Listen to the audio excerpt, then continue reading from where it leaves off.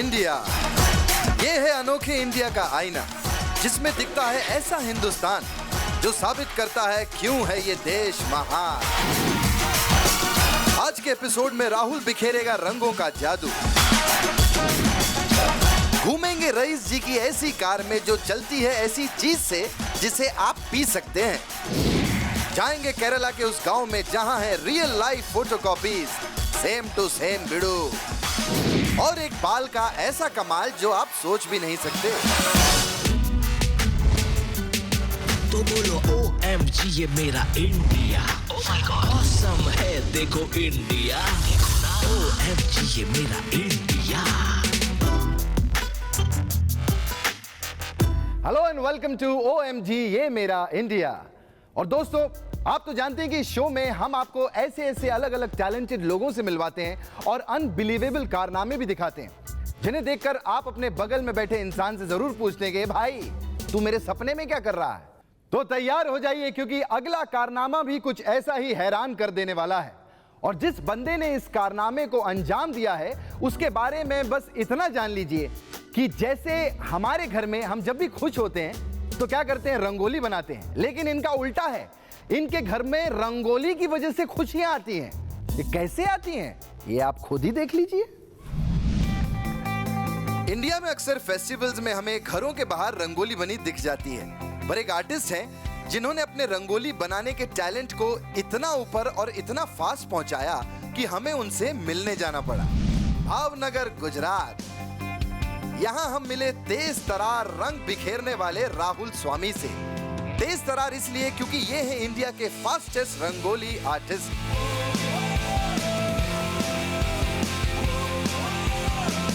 राहुल बेटे, जल्दी से बताओ, रंगोली बनाने का शौक तुम्हें कैसे चढ़ा? जब घर पे दीदी रंगोली बनाया करती थी तो मेरी भी इच्छा होती थी मैं खूब रंगोली बनाऊं, तो मैं कुछ यूनिक करना चाहता हूं। तो मैंने उस रंगोली के पैटर्न को मेहंदी में मिक्स कर दिया ताकि मैं एक नया आर्ट निकाल सकूं। राहुल ने मेहंदी के डिजाइन्स को रंगोली में बनाने का पैटर्न शुरू किया, जिसकी धूम सब जगह मच गई और वो स्कूल्स, कॉलेजेस और अवार्ड फंक्शंस में रंगोली बनाने में हो गए बिजी। आज तक 10,000 से भी ज्यादा रंगोलियां बना चुके राहुल का दावा है कि उन्होंने कभी भी कोई पैटर्न रिपीट नहीं किया। पर राहुल इतने में शांत नहीं होना चाहते थे, उन्हें कुछ और करना था। वो अपना सपना जल्द से जल्द पूरा करना चाहते थे। जी हाँ, फास्टेस्ट रंगोली बनाने का सपना। 17 साल की उम्र का था जब मैंने रंगोली बनाना शुरू किया था, तो मैंने ये डिसाइड कर लिया था कि मुझे इंडिया फास्टेस्ट रंगोली बनाना ही है। तभी मुझे एक मौका मिला गुजरात में एक फास्टेस्ट रंगोली बनाने का, एक इवेंट में। तो वहाँ पे मैंने 24,000 square feet rangoli only one man, सिर्फ 13.5 घंटे में वो रंगोली बना के मैंने लिम्का बुक रिकॉर्ड किया। तो भैया 13.5 घंटों तक 5,500 किलो रंगों से राहुल ने 24,000 स्क्वायर फुट वाली रंगोली बनाई। समझिए, वो इतनी बड़ी थी कि उसमें 4.5 बास्केटबॉल कोर्ट आ सकते हैं। अपनी फास्ट रंगोली में वो साड़ी के डिजाइन और पैटर्न से भी इंस्पायर्ड होकर डिजाइन बनाते हैं। और तो और उनकी रंगोली बनाने की रफ्तार इतनी तेज हुई कि डिमांड मुंबई तक पहुंच गई। भाई बालाजी टेलीफिल्म में क्योंकि कहानी, कसौटी, झांसी की रानी, बंदिनी, बेरी पे काफ़ी सीरियल्स में मैंने रंगोली बनाई।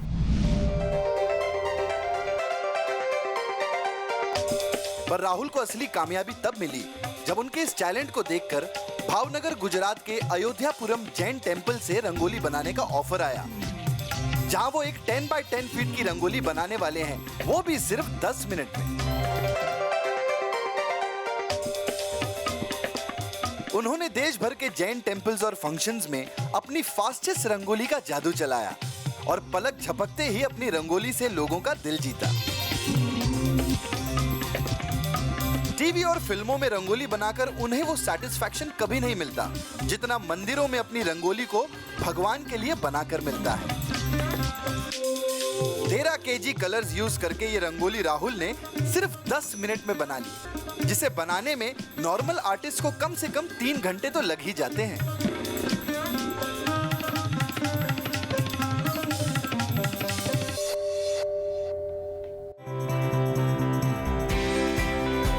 इंडिया की देन रंगोली हमारे त्योहारों में हमेशा छाई रहती है। पर राहुल अपने इस फास्टेस्ट रंगोली की छाप पूरी दुनिया में छोड़ना चाहते हैं। अब मेरा नेक्स्ट टारगेट है गिनीज बुक रिकॉर्ड, क्योंकि उसमें जो रिकॉर्ड्स किए गए हैं सभी ग्रुप्स ने किए हुए हैं। 1 मैन का कोई रिकॉर्ड्स नहीं है। 2,50,000 स्क्वायर फीट का मैं एक ऐसा रिकॉर्ड बनाऊंगा जो कोई फ्यूचर में तोड़ नहीं पाऊंगा, और वो रिकॉर्ड बनाऊंगा मैं अपने घर पे MP में, सेंधवा में। राहुल पूरी दुनिया को अपनी रंगोली के जादू से रंगना चाहते हैं और अपनी फास्टेस्ट रंगोली की आर्ट से सबका दिल जीतना चाहते हैं। ओह माय गॉड, ये है मेरा इंडिया। कमाल है। वैसे मैं भी ऐसी रंगोली बनाना सीख सकता हूँ, थोड़ी प्रैक्टिस करनी पड़ेगी। मतलब अगर मैं चाहूँ ना तो यूं अगले जन्म तक मैं सीख जाऊंगा। खैर, आप लोग भी मेरी तरह हैरान होते होंगे कि कैसे कैसे कमाल के लोग हैं हमारे देश में। तो आइए चलिए आपकी हैरानगी को थोड़ा और बढ़ाते हैं, क्योंकि अब जिस बंदे से मैं आपको मिलवाने जा रहा हूं उसने होशियारी, समझदारी और टैलेंट की सारी हदें पार कर दी हैं, क्योंकि उसने वो करके दिखाया जो आम इंसान कभी सपने में भी नहीं सोच सकता। यार कमाल है, इस बंदे से मिलना पड़ेगा। आइए मिलते हैं। पेट्रोल और डीजल के दाम दिन ब दिन बढ़ते जा रहे हैं, पोल्यूशन कंट्रोल होने का नाम ही नहीं ले रहा। पर आज मैं आपको दिखाऊंगा ऐसी कार जिसे आपके ये दोनों मसले सुलझ जाएंगे,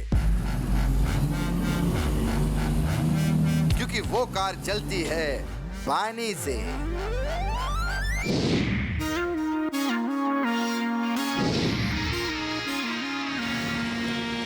मिलिए सागर मध्य प्रदेश में रहने वाले मोहम्मद रईस महमूदी मकरानी जी से, जिन्होंने बनाई है ये वाटर कार। बिना किसी फॉर्मल ट्रेनिंग के रईस जी पिछले 35 सालों से अपनी फैमिली के गैरेज में काम कर रहे हैं और 2012 में उन्होंने अपनी मारुति 800 को बदल दिया ऐसी कार में जो पानी से चलती है। दोस्तों चौंकिए मत, ये सच है, आगे सुनिए। दरअसल बढ़ते पोल्यूशन से परेशान होकर रईस जी ने ऐसा सोचा, क्यों ना कुछ ऐसा किया जाए, क्योंकि कार तो रोड पे चलना ही है, पेट्रोल से भी चलना, डीजल से चलना, कोई ऐसा विकल्प निकाला जाए जिससे हमको पेट्रोल की कमी भी महसूस ना हो, डीजल की कमी भी महसूस ना हो, और सबसे अहम बात, इससे जो प्रदूषण फैल रहा है फ्यूल से, ऐसा फ्यूल तैयार किया जिससे प्रदूषण न फैले। इस तरीके से मैं अपने काम में जुट गया। सन 2007 में मैंने एक प्रयोग शुरू किया।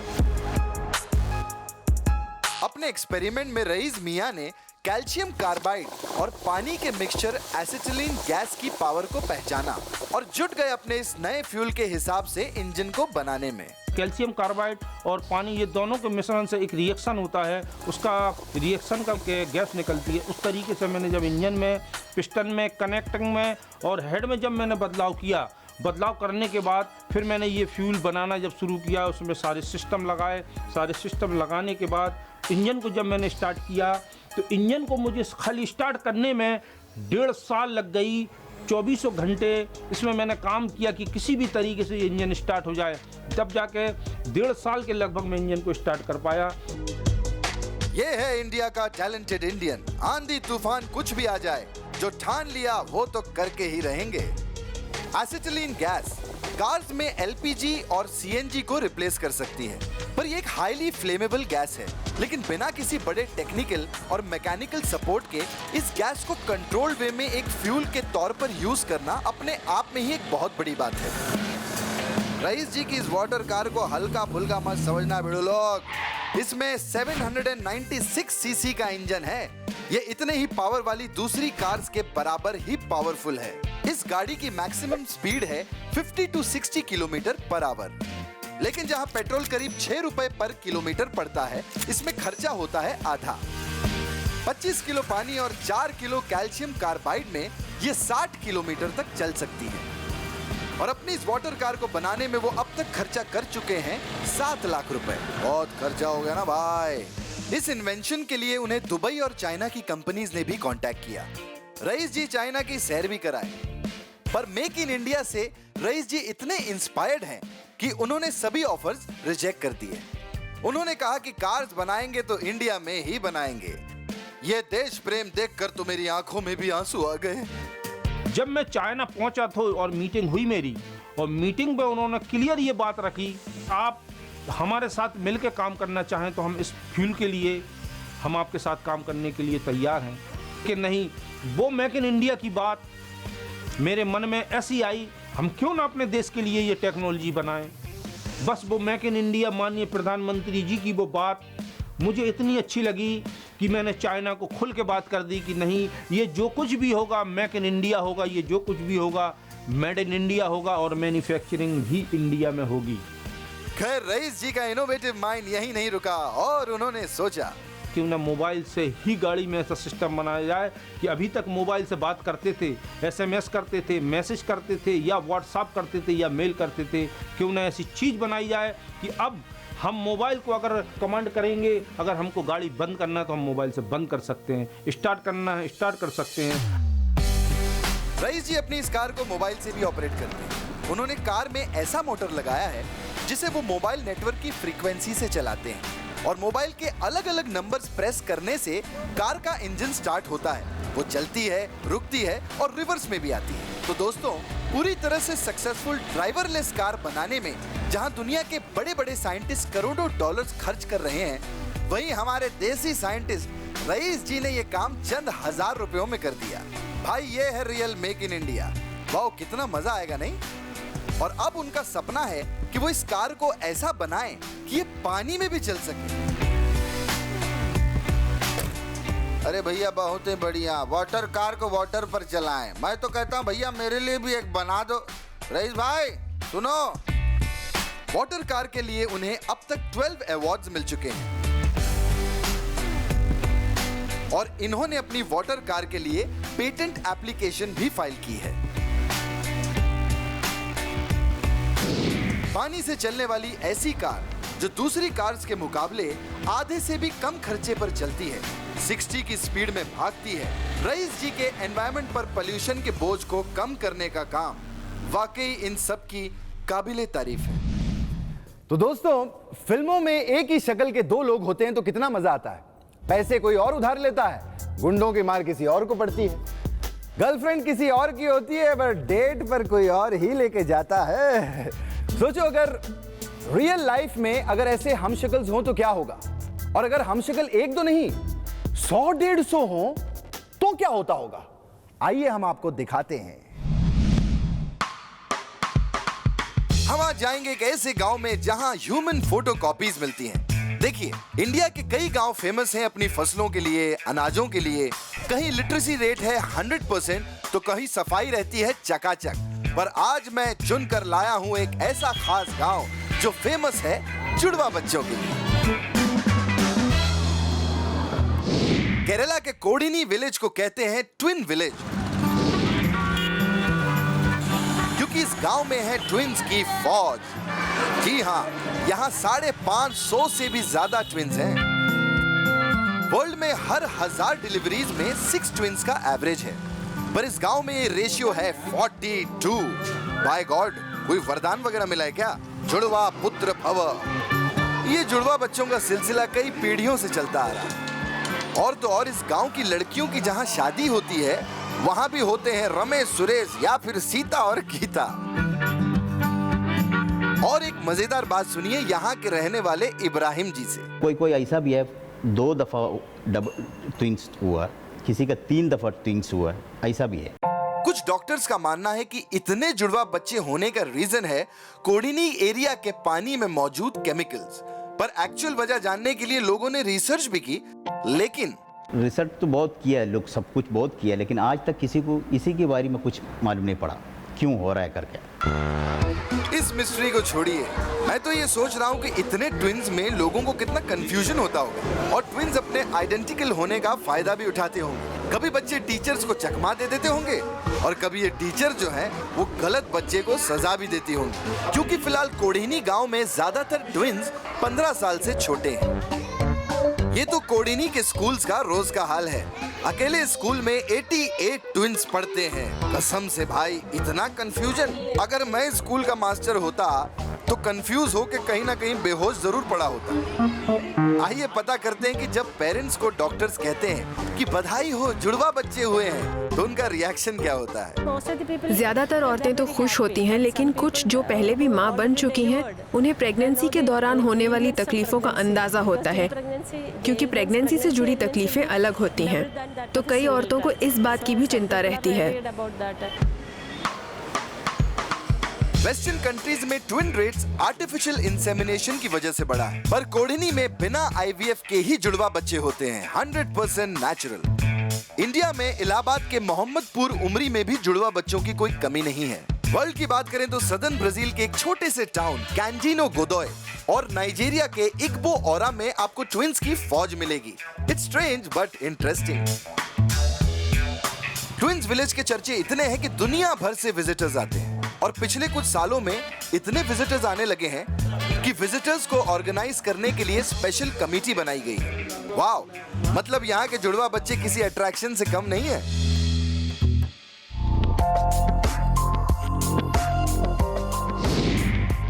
इस गांव में पिछले 3 जनरेशन से जुड़वा बच्चों की भरमार है, और आज ये आंकड़ा 550 के पार है। वर्ल्ड के मैक्सिमम नंबर ऑफ ट्विंस वाले इस गांव में पूरी दुनिया से जो भी आता है वो सिर्फ एक ही चीज कहता है, OMG, ये मेरा कमाल का इंडिया। मुझे लगता है कि जितना मजा आपको डबल रोल वाली फिल्मों में नहीं आता होगा, उससे कई ज्यादा मजा इस गांव की स्टोरी को सुनकर आया होगा। तो आगे एक ऐसे ही कलाकार हैं जिन्होंने कला की दुनिया में सबसे हटके एक अनोखी मिसाल कायम कर दी। जी एक मिनट है।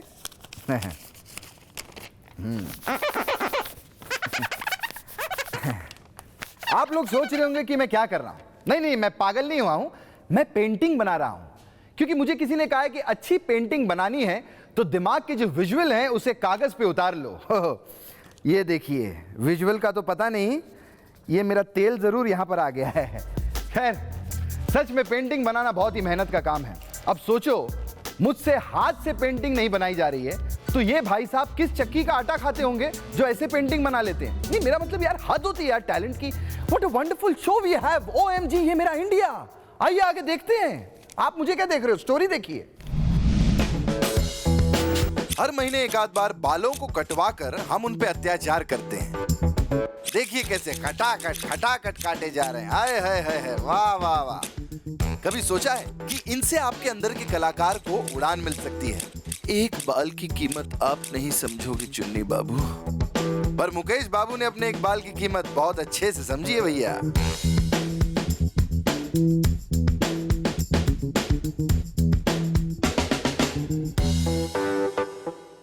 धर्मशाला हिमाचल प्रदेश के रहने वाले मुकेश थापा ने अपनी दाढ़ी के एक बाल का कुछ यूं इस्तेमाल किया जिसे देखकर आप भी कहेंगे OMG।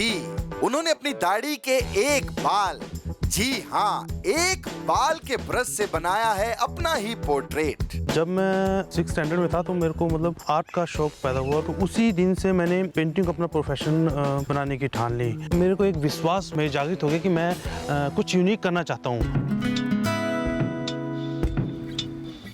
यूजुअली मुकेश अपनी एक पेंटिंग को 6 महीने से 1 साल में बनाते हैं, पर ऑयल पेंटिंग आर्ट को एक बाल से करना आसान नहीं है दोस्तों। इसलिए मुकेश जी 6 सालों तक लगातार करते रहे, प्रैक्टिस प्रैक्टिस और प्रैक्टिस।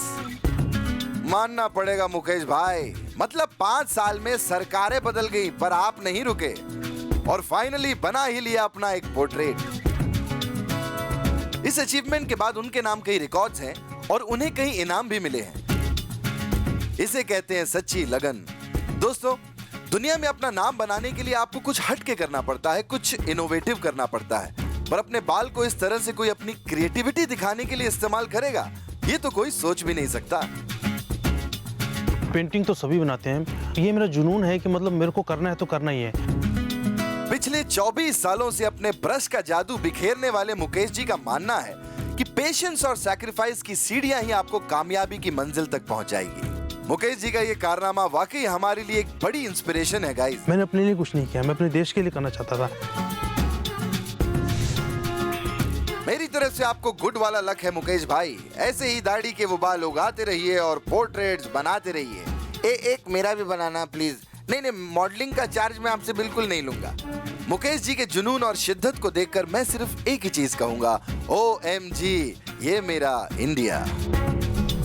सो फ्रेंड्स, अगर आपके अंदर या आपके पास भी ऐसा कोई टैलेंट मौजूद है जिसे देखकर हम कह सकें कि OMG, ये मेरा इंडिया, तो प्लीज लॉग ऑन करिएगा historyindia.com/OMG या फिर आप मिस कॉल दे सकते हैं इस वाले नंबर पे।